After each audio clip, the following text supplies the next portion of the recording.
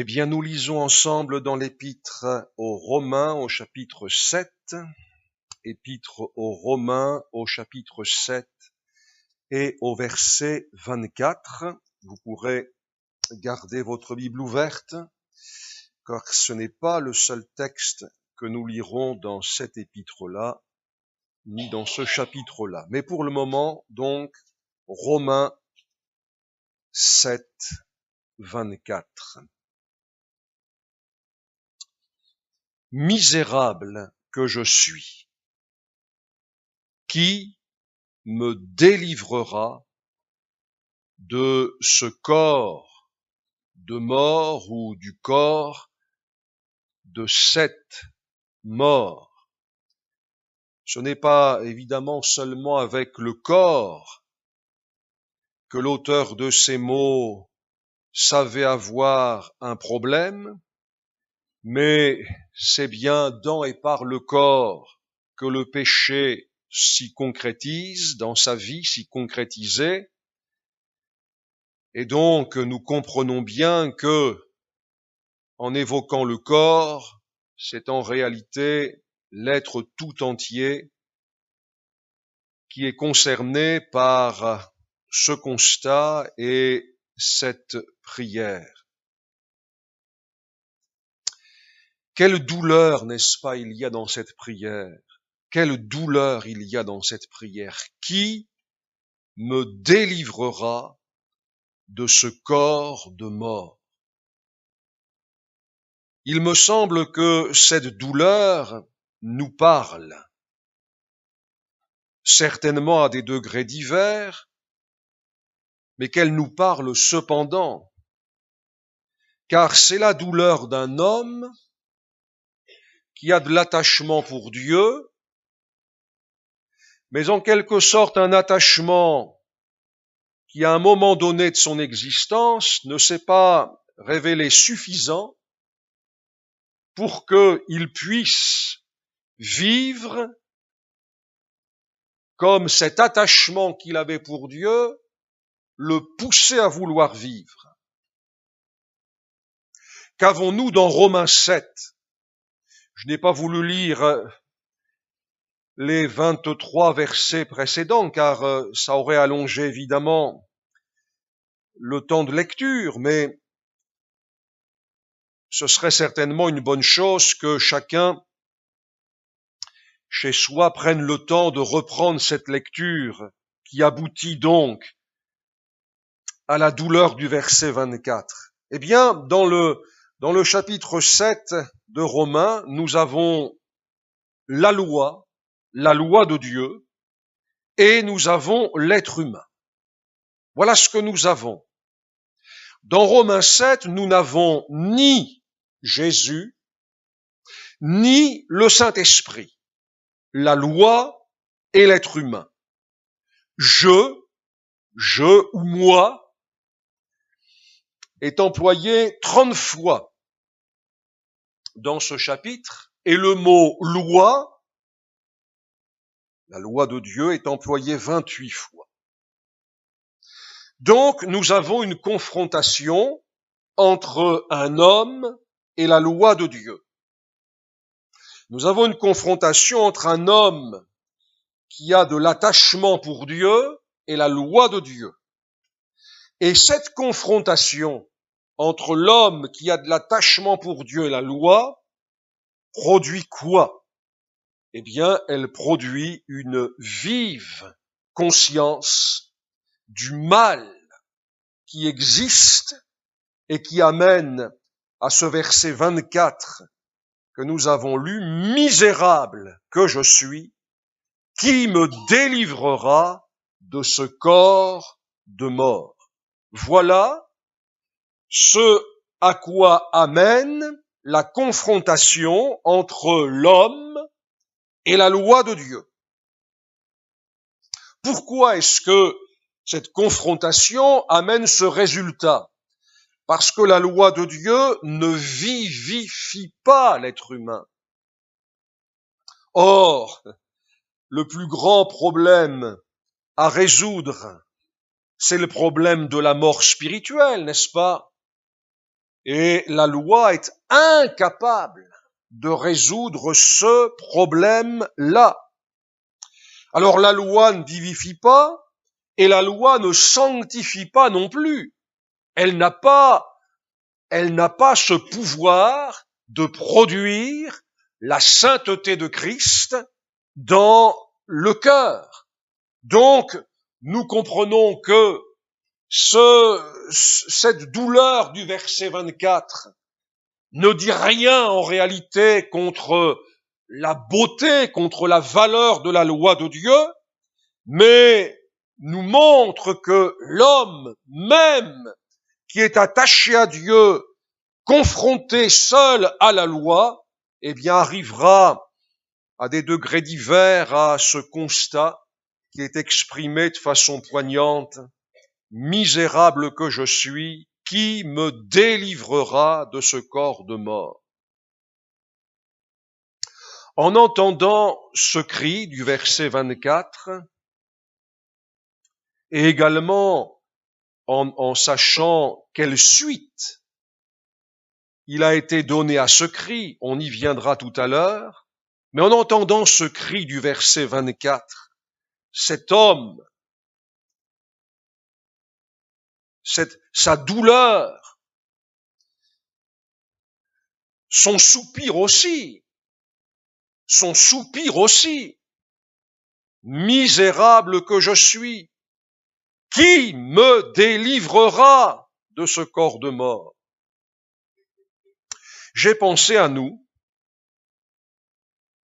Ce cri est poignant, sincère, absolument sincère. Il ne dit pas misérable que je suis pour produire un effet. Non, il dit les choses comme il les ressent. Ce cri est poignant, il est sincère, il est ardent. Alors pourquoi est-ce que nous ne pourrions pas dans notre vie le pousser nous aussi? Qu'est-ce qui empêche que l'être humain d'aujourd'hui puisse, comme Paul l'a fait il y a longtemps, puisse dire « Misérable que je suis, qui me délivrera de ce corps de mort ?» La première raison pour laquelle ce cri ne serait pas poussé, c'est que pour éviter de le pousser, nous pourrions avoir recours à l'aide que fournit la religion, y compris la religion évangélique. Je ne crois pas en réalité, en tous les cas par rapport au dessein de Dieu, tel qu'il est exprimé dans les pages du Nouveau Testament notamment, et notamment dans le chapitre 8 de Romains. Je ne crois pas que la religion puisse aider. Mais si j'emploie l'expression, c'est parce que pour plusieurs, ils pensent que la religion peut aider. Alors admettons, partons de leurs paroles, partons de leurs pensées, mais l'aide de la religion consisterait en quoi? Et il me semble ne pas me tromper en disant que pour la majorité, l'aide de la religion consisterait à pouvoir soigner les apparences sans, hélas, que le fond du problème ne trouve quant à lui une solution. Car quand on entend Paul dire « Qui me délivrera de ce corps de mort ?» on voit un homme qui a mesuré l'ampleur du problème. Ce n'est pas un homme qui attend quelques retouches. Si les retouches avaient été suffisantes, eh bien il les aurait acceptées. Mais il sait bien que devant Dieu, il faut autre chose que des retouches. Jésus s'est adressé à des personnes qui pratiquaient leur religion. Alors, dans son contexte, évidemment, c'était la religion juive. Mais la religion juive était la religion au seul vrai Dieu quand même. Elle s'attachait à ce que nous appelons aujourd'hui l'Ancien Testament. elle reconnaissait les grandes figures que nous reconnaissons, donc ce n'était pas rien. Jésus dit aux scribes et aux pharisiens qu'ils ressemblent à des sépulcres blanchis.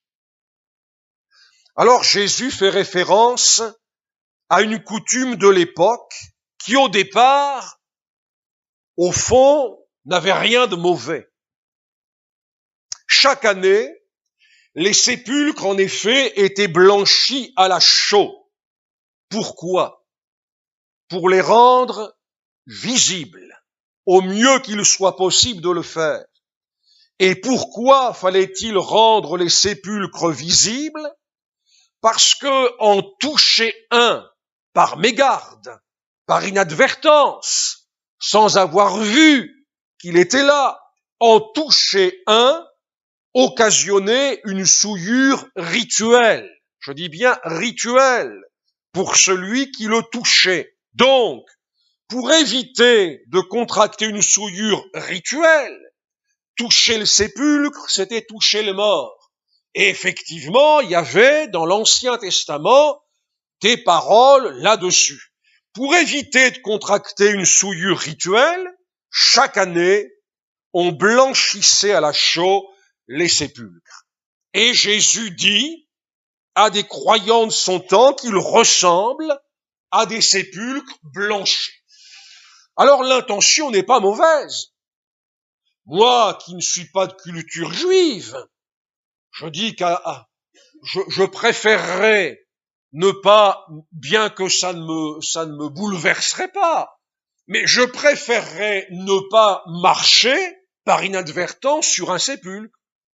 Pour moi, ça n'irait pas au-delà de ça, mais de préférence, effectivement, pour eux, ça représentait autre chose. Ils ressemblaient à des sépulcres blanchis. Mais en réalité, il faut dire que le fait de blanchir un sépulcre à la chaux n'était pas un péché, n'est-ce pas? Qu'est-ce que Jésus dit? Il ne dit pas qu'il faut cesser de blanchir les sépulcres, qu'ils continuent à les blanchir si telle est leur volonté, telle est leur vision. Mais il poursuit. Ces sépulcres blanchis paraissent beaux au dehors. On comprend bien que chaque année, blanchir quelque chose à la chaux, c'est renouveler une couleur que les yeux vont voir et que c'est plutôt agréable de voir du blanc que de voir de la saleté. Donc, ces sépulcres blanchis paraissent beaux au dehors, mais au-dedans, ils sont pleins d'ossements de mort et de toute espèce d'impureté. Voyez-vous, l'aide de la religion ne pourra guère aller plus loin que de blanchir le sépulcre. Faut que nous soyons convaincus de ça. Nous ne pourrons pas faire beaucoup mieux, même avec la religion évangélique, que ce que les Juifs faisaient avec la religion juive. Blanchir le sépulcre. Mais, au regard de la personne de Dieu,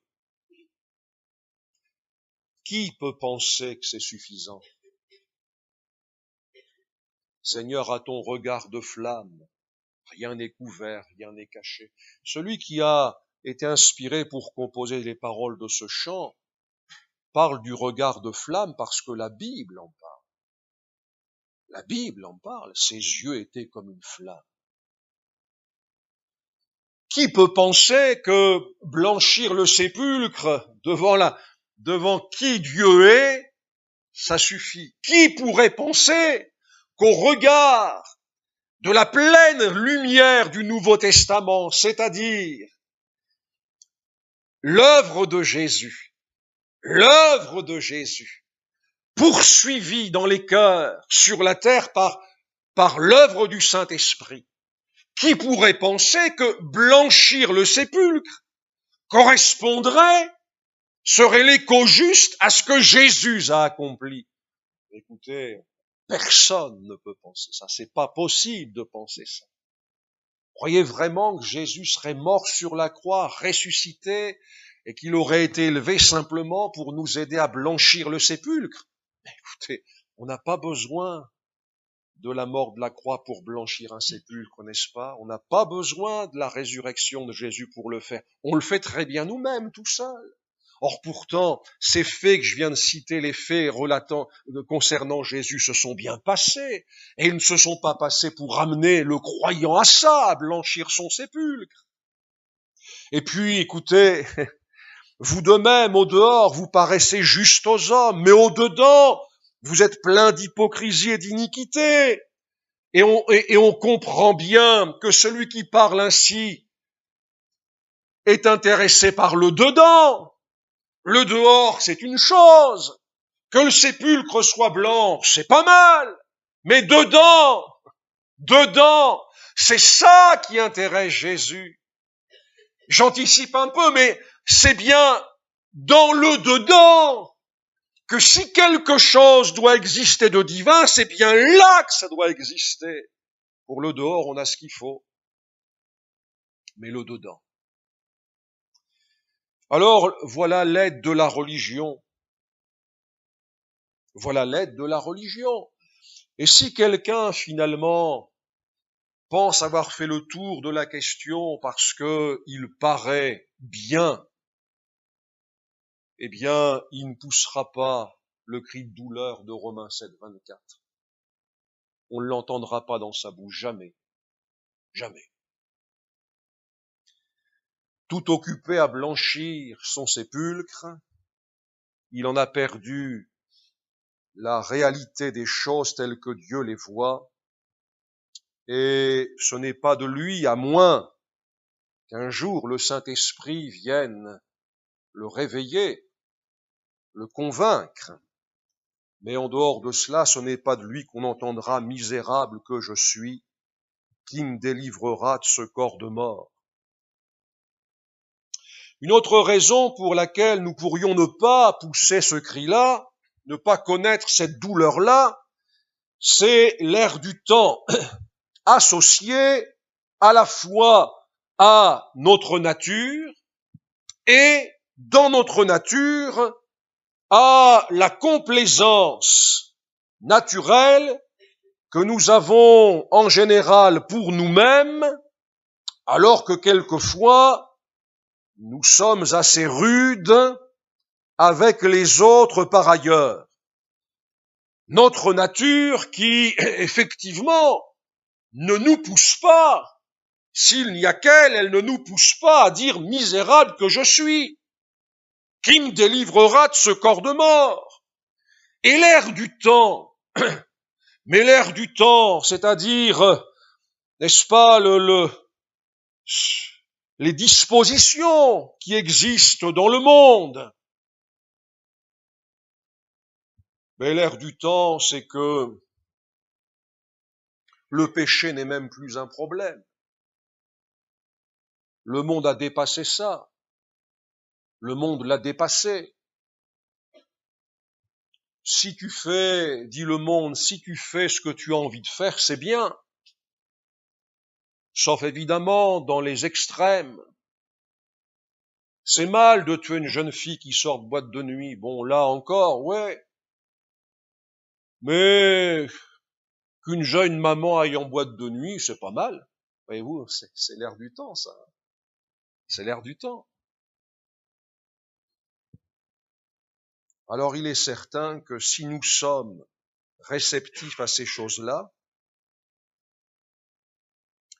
si nous considérons que finalement le péché nous enveloppe si facilement,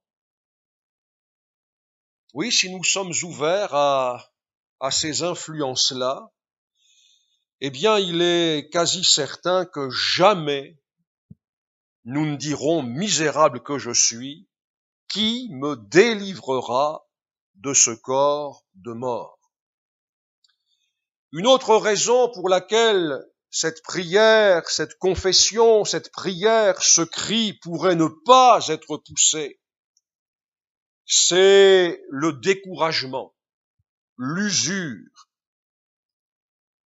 Dans une lutte qui aurait été vaine contre le mal. Ce découragement s'arrêterait donc au constat que Paul a fait et a écrit au verset 14 du chapitre 7, la loi est spirituelle, la loi de Dieu est spirituelle, mais moi, je suis charnel, vendu au péché. Il faut dire que Paul dit très exactement les choses. Il ne se trompe absolument pas, ni dans le fait de dire la loi est spirituelle. C'est vrai, la loi est spirituelle, ni dans le fait de dire mais moi, je suis charnel. Il reconnaît que c'est son identité, c'est son fond. Je suis vendu au péché. Ah, l'âme découragée dont parle l'Épître aux Hébreux dans son chapitre 12, afin que vous ne vous lassiez pas, l'âme découragée. L'âme découragée peut s'arrêter à mi-chemin, si tant est que ce soit la moitié du chemin, mais peut s'arrêter à ce constat-là. La loi est spirituelle, et moi je suis charnel. Point final. Je veux pas faire le malin avec les signes de ponctuation, mais il me semble plutôt que quand Paul écrit ça, la loi est spirituelle, mais moi je suis charnel, il met pas un point final, il met 2 points. Qui me délivrera? Voyez-vous? Son constat juste ne l'empêche pas de prier pour que quelque chose de divin se passe, qui soit une issue dans une impasse pour lui. Il est vrai que combattre vainement contre le mal est décourageant, usant, desséchant. Il est vrai que nous avons vu des âmes laminées au fil du temps par ce combat qui, à un moment donné, était vain pour elles. Et pourtant, voyez-vous, le constat si juste de Paul n'est pas la fin de l'histoire, ce n'est pas la fin de la révélation, ce n'est pas la fin de l'épître aux Romains, car après ce constat-là, il y a ce cri-là, et ce cri, il ne s'adresse pas à ceux qui ressemblent à Paul. Évidemment, Paul sait très bien que ce n'est pas d'eux qu'il va recevoir le secours. Ce cri-là, il l'a fait monter vers celui qu'il aimait, vers celui par lequel il est attiré. Et s'il est vrai que l'âme découragée n'est pas propice à la suite de la marche dans la carrière largement ouverte, il n'en demeure pas moins que même pour l'âme découragée, si elle osait encore pousser ce cri d'impuissance, mais en même temps d'un certain amour pour Dieu, d'impuissance, mais en même temps de soupir, comme s'il restait encore un faible espoir pour que les choses ne soient pas toujours comme ça et définitivement comme ça, eh bien peut-être qu'elle pourrait elle aussi arriver à ce cri du verset 24. Et puis la dernière raison pour laquelle ce cri ne serait pas poussé, c'est que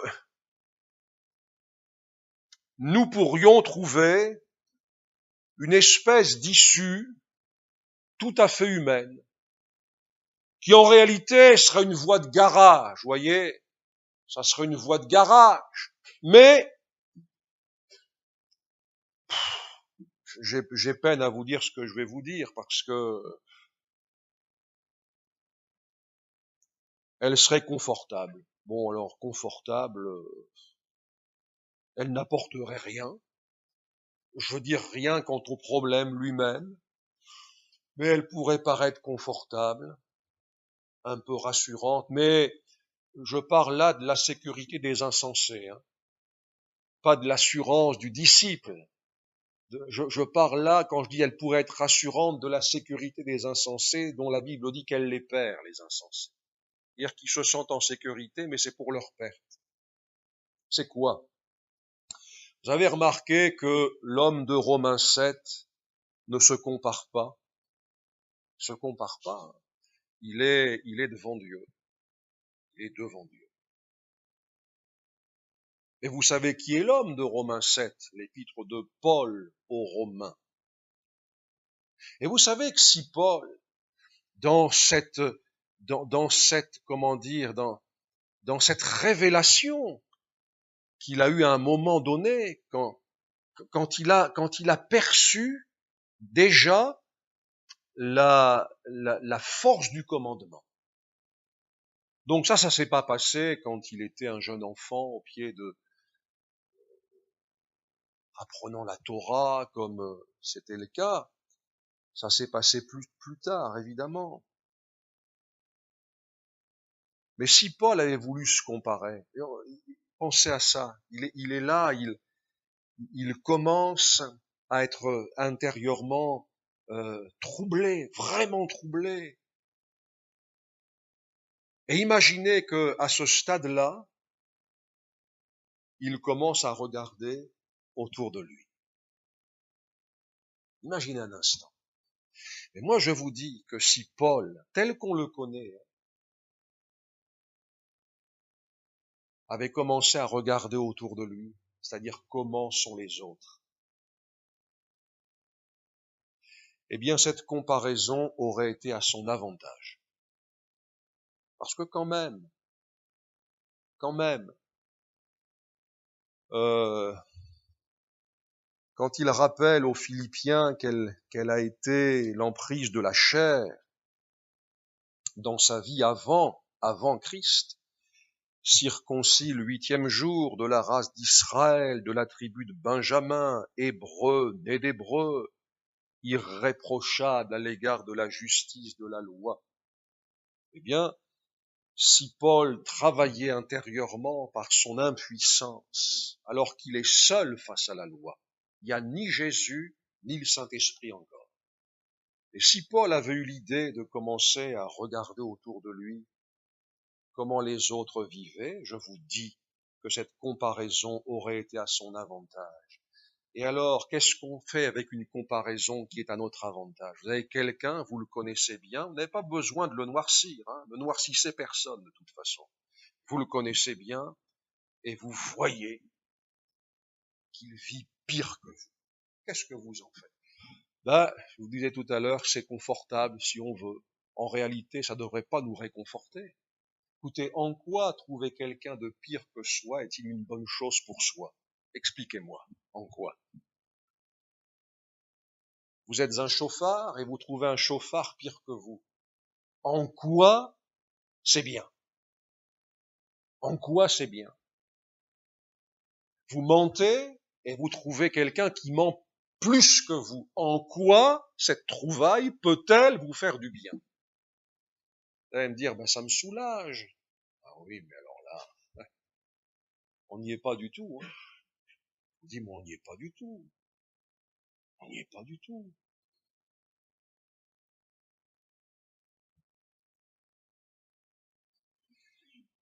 Or, l'homme de Romains 7 ne s'est pas comparé. Il avait affaire avec son Dieu. C'était ça, l'essentiel. Et quelquefois, à force de se comparer et de trouver, si c'est juste, parce que là aussi, bon, mais admettons que ce soit juste, et à force de trouver des gens qui vivent mal, qui vivent pire que nous, eh bien, ça nous empêche de dire misérable que je suis. Il y a plus misérable que nous, donc on le dit plus pour notre compte. La nature humaine, ça peut pas nous conduire loin dans les voies de Dieu. C'est impossible. Impossible.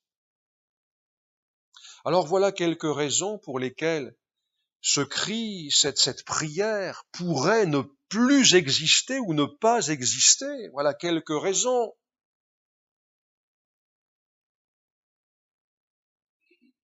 Ce serait dommage qu'elle n'existe plus du tout, n'est-ce pas? Moi, je sais qu'on a devant notre Dieu, que l'on soit un pécheur perdu, qui est convaincu de péché par le Saint-Esprit.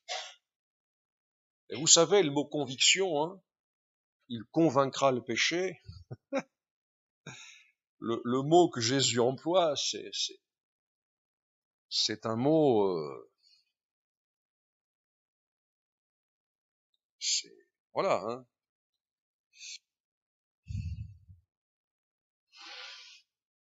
Reprendre. Voilà ce que signifie le mot reprendre, dévoiler, accuser, condamner, réfuter. Quand Jésus dit, voilà, quand l'Esprit Saint sera venu, il convaincra le monde. Ouais, c'est ça que ça veut dire, hein, convaincra. Alors, qu'il s'agisse du perdu, convaincu de péché,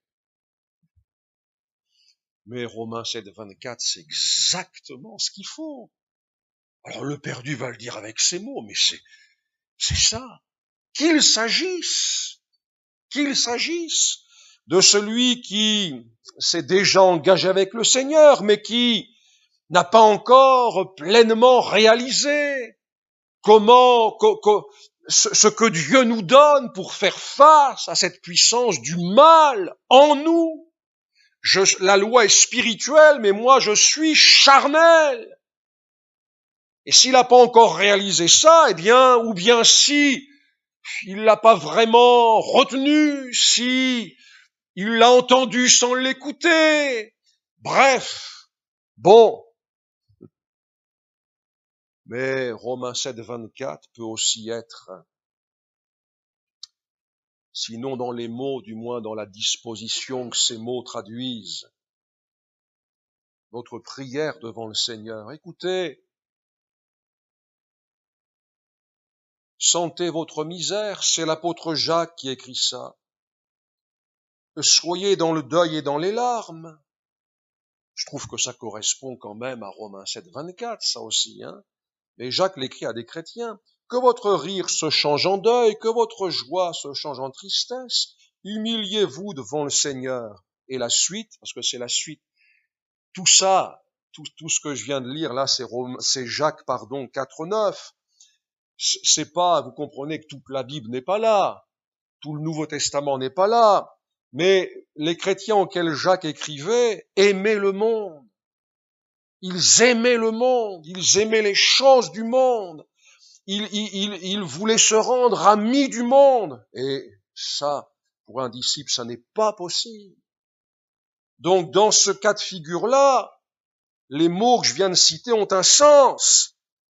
C'est pas, nous ne sommes pas invités par ces mots à nous lever le matin pour être dans le deuil et dans les larmes tous les matins, vous comprenez?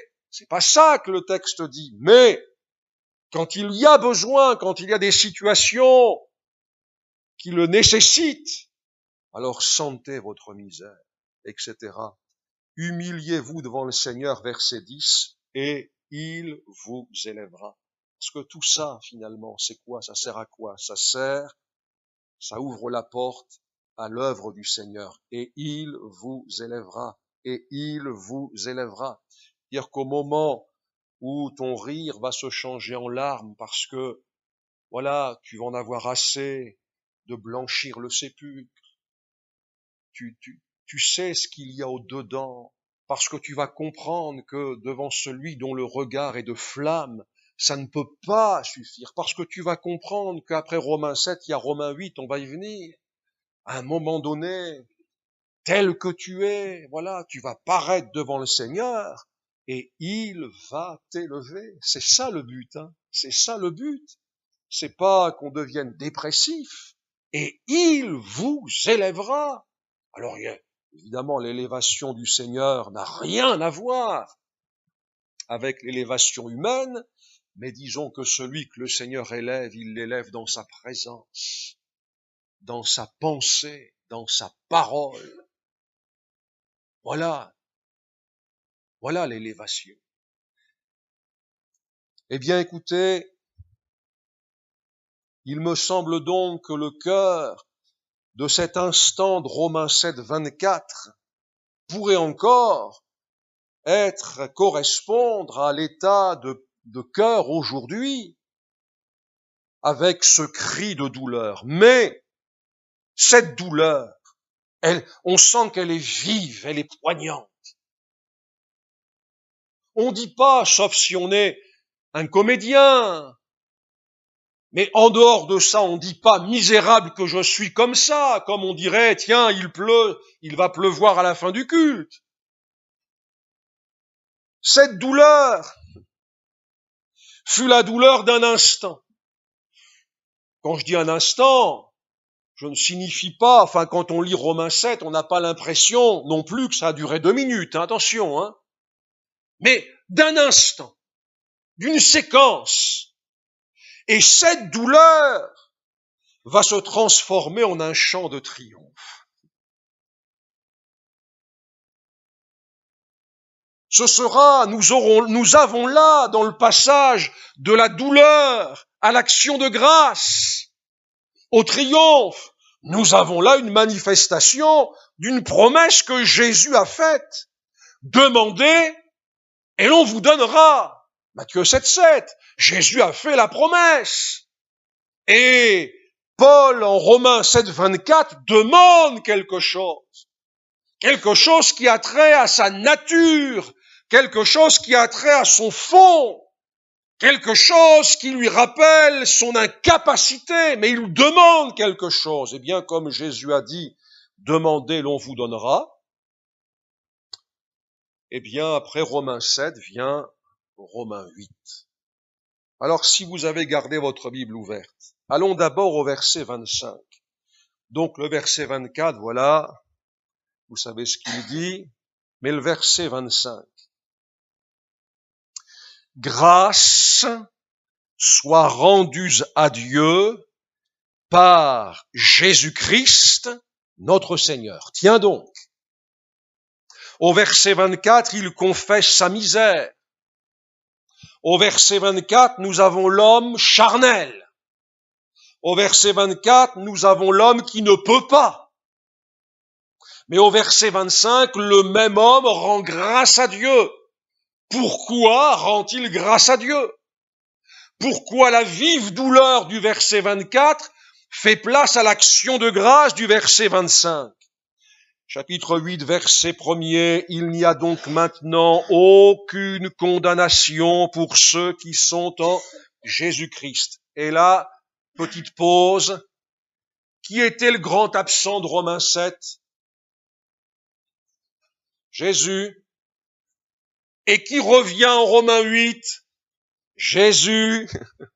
En effet, verset 2, la loi de l'esprit de vie en Jésus-Christ m'a affranchi de la loi du péché de la mort, car chose impossible à la loi, parce que la chair la rendait sans force. Dieu a condamné le péché dans la chair, en envoyant à cause du péché son propre Fils dans une chair semblable à celle du péché, et cela afin que la justice de la loi soit accomplie en nous, qui marchons non selon la chair, mais selon l'esprit. Bon. Dans Romains 8, il est encore question de la loi. On a lu au début du verset 3, chose impossible à la loi. C'est-à-dire que, voilà, Paul rappelle que la loi ne vivifie pas. La loi ne sanctifie pas. Il y a des choses que la loi ne peut pas faire. La loi de Dieu, hein. Il y a des choses que la loi de Dieu ne peut pas faire. Il est aussi encore question dans le chapitre 8 de la chair. Verset 7, l'affection de la chair est inimitié contre Dieu. Elle ne se soumet pas à la loi de Dieu. Elle ne le peut même pas. Bon. Mais, comme je vous l'ai fait remarquer, c'est plus seulement la loi et l'être humain, cette confrontation qui aboutit à Romains 7, 24. À un moment donné, on ne sait pas trop quand, mais peu importe le quand, de toute façon. Et quand on retrace la chronologie de la vie de Paul, bon, on a peut-être quelques petites idées, mais je ne veux pas m'arrêter là-dessus. Mais à un moment donné, dans cette lutte qui était à ce moment-là vaine contre le mal, l'apôtre Paul a reçu la révélation d'une œuvre divine qui venait exactement, qui correspondait exactement à la situation qu'il avait connue et qui l'avait amené à pousser ce cri de douleur: misérable que je suis, qui me délivrera de ce corps de mort? Et voilà Jésus qui revient sur la scène de la vie de Paul, du cœur, des luttes de Paul. Et voilà le Saint-Esprit qui fait dans le disciple ce que Jésus a fait pour le disciple. Il l'a fait il y a 2000 ans. Le Saint-Esprit aujourd'hui encore, eh bien, fait en nous ce que Jésus a fait pour nous. Et voilà que Jésus et le Saint-Esprit viennent là s'ajouter à ce combat qui n'était jusque-là qu'un combat à deux. Mais les voilà, Jésus et le Saint-Esprit, et d'une façon qui nous amène à dire qu'ils sont là jusque dans l'expérience du disciple. C'est-à-dire, il y a des choses qu'il faut savoir. Si on ne les sait pas, comment on peut s'orienter par rapport au problème du mal? Comment on va s'orienter? Qu'est-ce qu'on va dire? Comment on va réagir? Est-ce qu'il faut dire, c'est comme ça? Est-ce qu'il faut dire, mais j'ai toujours été comme ça? Est-ce qu'il faut dire, mais il est pas né, celui qui va me changer? Enfin, vous voyez, des choses qu'on entend. Comment on doit réagir dans nos luttes là? Eh bien, il faut savoir, mais ça va jusque dans l'expérience du disciple. Et c'est bien l'œuvre de Jésus qui rend possible une autre réalité, qui est la réalité qui est appelée par l'apôtre Paul au verset 4 que nous avons lu, la marche selon l'Esprit de Dieu, selon le Saint-Esprit. C'est-à-dire, c'est plus seulement la loi de Dieu et l'être humain même qui est attaché à Dieu. Dans cette confrontation, nous savons ce qui arrivera. Nous le savons.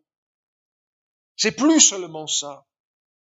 Mais il fut révélé à Paul que ce que Jésus avait accompli il y a 2000 ans dans son incarnation, une chair semblable à celle du péché, c'est l'incarnation de Jésus, que tout cet accomplissement englobant bien sûr sa vie sainte, son sacrifice, sa résurrection et son élévation, eh bien que toutes ces données, je dirais, doctrinales d'abord de l'enseignement, mais sont devenues pour Paul le moteur de son expérience spirituelle dans un monde qui n'avait pas changé, devant une loi qui était ce qu'elle était avant, mais il y avait quelque chose qui n'était pas avant, qui est venu dans son cœur, dans sa vie, dans ses pensées, et cela se réfère à avoir avec l'œuvre de Jésus.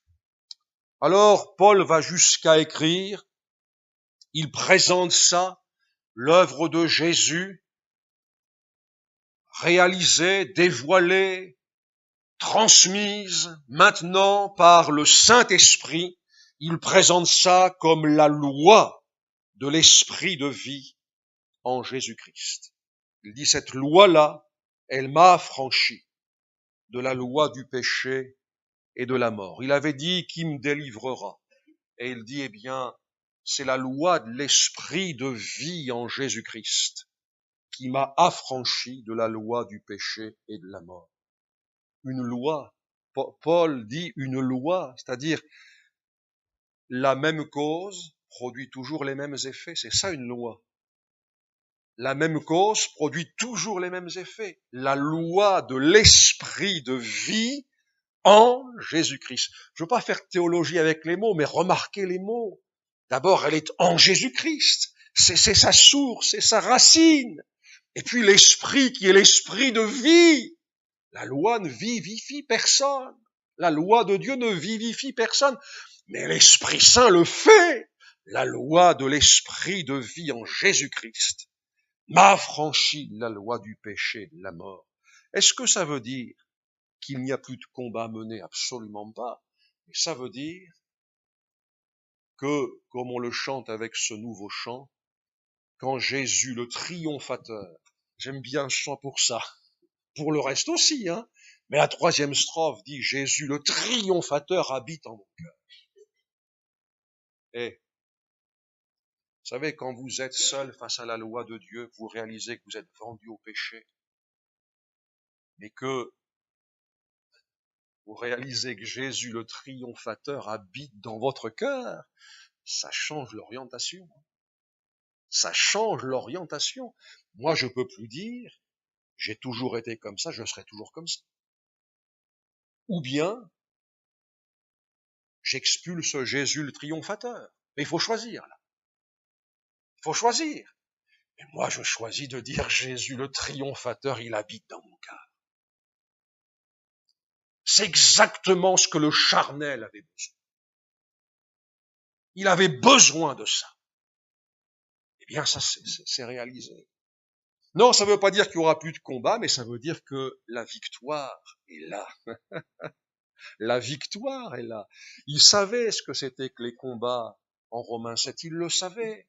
Il avait combattu. Écoutez, vous relirez le chapitre. Il avait combattu. Combien de fois il avait combattu? Vainement. Vainement. Mais dans Romains 8, les combats n'ont pas cessé. Mais il y avait du répondant spirituel, la loi de l'esprit de vie en Jésus-Christ. Est-ce que c'est un coup de baguette magique? Mais non!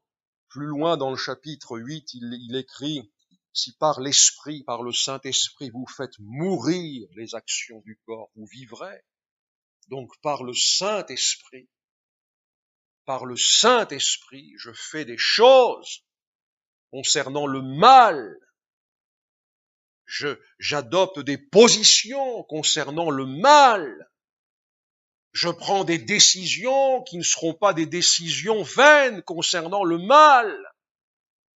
Je ne peux pas faire ça si je n'ai que la loi de Dieu spirituelle, cependant, mais devant moi je ne peux pas. Mais à cause de l'œuvre de Jésus et de l'action du Saint-Esprit, alors l'horizon se transforme. Et je sais que je peux vivre une vie de victoire sur le mal, sur le péché. Je sais que je suis destiné à ça. Je n'ai plus besoin de prendre ma nature pour prétexte, de prendre l'air du temps en disant mais bon, écoutez pasteur, vu le temps dans lequel on est, si on arrive à éviter les péchés les plus grossiers dans l'église, on devrait être content. Je peux pas tenir ce langage-là, c'est pas possible. Non pas que je sois déphasé, je suis pas déphasé. Je sais ce que c'est que des combats contre le mal. Nous le savons tous. Je peux plus perdre mon temps à blanchir mon sépulcre. Comprenez? La loi de l'esprit de vie, j'ai plus de temps à perdre à blanchir mon sépulcre. Moi, ce qu'il me faut, c'est mieux connaître cette loi, c'est me l'approprier, c'est que j'apprenne, le disciple, il apprend, c'est que j'apprenne comment, dans mes situations concrètes, comment cette loi-là, elle va me venir en aide. C'est que j'apprenne peut-être maladroitement, c'est que j'apprenne peut-être de façon malhabile, mais c'est que j'apprenne. C'est ça la vie spirituelle. J'ai cessé de me comparer depuis longtemps. Vraiment, je ne veux plus le faire, ça ne m'intéresse plus. Non, vous pourriez me dire, mais je sais pas, sur un trait de mon caractère qui a besoin de changer ou de ma personnalité qui a besoin de changer, vous pourriez me dire, si vous avez un peu d'amitié pour moi, vous viendriez me dire, mais écoutez, faut pas trop vous soucier, moi j'en connais j'en connais 10 qui sont bien pires que vous, ça m'intéresserait pas. Je vous assure, ne venez même pas me le dire. Hein? Rachetez le temps, ne le perdez pas, ne venez même pas me le dire, ça m'intéresse pas. Franchement, je vous le dis, ça m'intéresse pas. Non, ce qui m'intéresse, n'est-ce pas, c'est que il est venu à notre secours, là, alors que l'horizon semblait bouché, misérable que je suis, qui me délivrera? Et voilà Jésus. Et voilà l'esprit de vie en Jésus-Christ. Et voilà une loi qui est supérieure à la loi du péché, de la mort. Et voilà une issue glorieuse qui m'est proposée là, et qui fait que j'arrête avec toutes les petites solutions humaines. Je veux plus de béquilles. Moi, je veux pouvoir marcher sur mes deux pieds. Vous comprenez? Spirituellement parlant. Ah, le Seigneur est bon pour nous, n'est-ce pas? Il est bon pour nous. Si vous vous débattez, frères et sœurs amis, si vous vous débattez, je voudrais que la prière de Romains 7, ce cri poignant, puisse résonner à votre cœur, et puis que cela vous amène à Romains 8, parce que la vie chrétienne, notre vie chrétienne, elle n'est pas définie par Romains 7. C'est Romains 8 qui l'a définie. C'est Romains 8. Je veux louer le Seigneur pour cette marche nouvelle, la marche selon l'Esprit en Jésus-Christ. Vraiment, eh bien, nous nous y sommes engagés, nous poursuivons, nous apprenons, quelquefois, pour des raisons sur lesquelles je ne m'arrête pas, mais quelquefois nous éprouvons encore quelques échecs, mais ce n'est qu'un échec provisoire, n'est-ce pas? Nous nous reprenons, nous ne baissons pas la garde, nous continuons, nous tenons ferme le fil directeur, nous ne nous laissons pas divertir, n'est-ce pas? Et c'est ainsi que, eh bien, nous vivons, nous apprenons en lui à vivre une vie de sainteté, par sa grâce, que son nom soit béni. Amen. Ah Seigneur, si notre vie avec toi devait ressembler au constat de Romains 7, alors, Seigneur, ce serait vraiment pénible. Heureusement, Seigneur, vraiment, nous avons un puissant Sauveur. Vraiment, vraiment. Gloire à toi, Seigneur.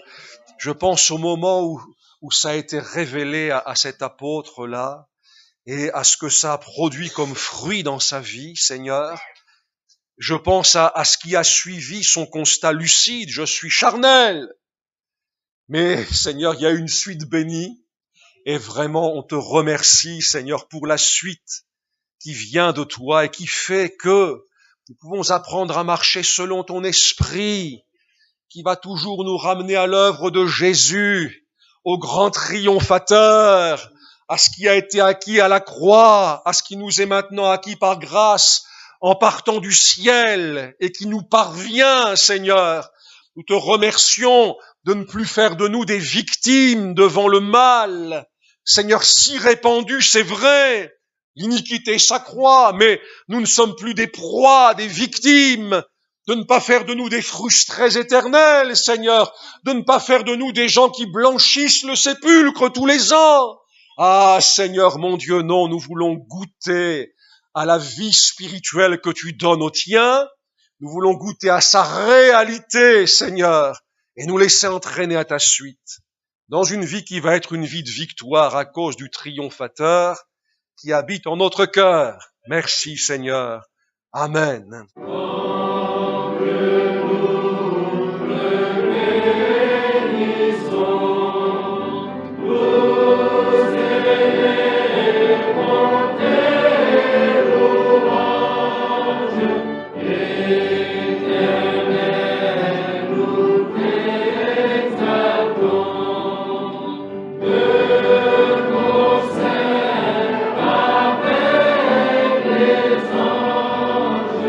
Yeah.